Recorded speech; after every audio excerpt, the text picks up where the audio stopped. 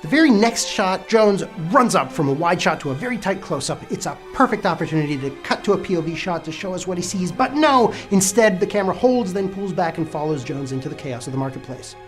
Why does Spielberg deny us the point of view, and what does he give us instead? Jones has no idea where Marion is. He wants to see Marion, but he can't. And in the shot, we want to see what Jones sees, but we can't. We share an emotional moment with Indiana Jones. And everywhere in Spielberg films, characters stare in wonder at something off-screen. The thing they're looking at is often mysterious, and since it's off-screen, out of frame, it's just as much of a mystery to us. I think it's ahead of us. In E.T., nearly every shot of the film is from a child's eye level. We're presented with the world as Elliot experiences it. Only little kids can see him. Give me a break.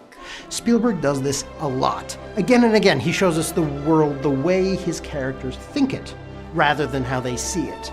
We feel what they feel. We feel their thoughts.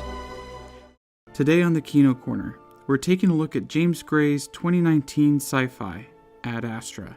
Ad Astra opened to critical acclaim, but it divided audiences. Perhaps the film was too artsy for mainstream moviegoers, and too mainstream for the art house crowd. I personally enjoyed it for what it's worth, so let's dive into the film. First off, let's address the elephant in the room. Yes, it's kind of a remake of Apocalypse Now, meaning it's essentially Heart of Darkness in space, but there's a reason to that. According to Gray, initially, he set out to make a riff on Homer's The Odyssey. He wanted to write a mythic space story set in the near future. During his research into both the science of space and into mythology, Gray read the works of Joseph Campbell and pivoted to writing a Campbellian myth, with its structure highly resembling Apocalypse Now. Funnily enough, the original director of Apocalypse Now was the Campbell-obsessed madman we all know and love, George Lucas. Both films managed to structure their films with the use of voiceover narration. There is a key difference in their purpose, though. In Apocalypse Now, Willard reminisces on the story. The events of the film take place entirely in the past. In Ad Astra, the voiceover stems from these psychological evaluations in the film, which creates a tension and the fact that we don't know whether or not McBride returns from the voyage. It also sets a different mood, as we peer into his day-to-day thoughts instead of his memories. Gray embraced the similarities and unabashedly stole, or borrowed, the structure and general story of Conrad's novella, but it still manages to stand on its own, as Gray uses the film to explore familial relationships, obsession, corporatism, and what space travel and colonialism would look like in the near future. Speaking of which, Gray and his team strongly adhered to scientific and social realism, at least when it benefited the film, as some scientific realities don't play well on camera.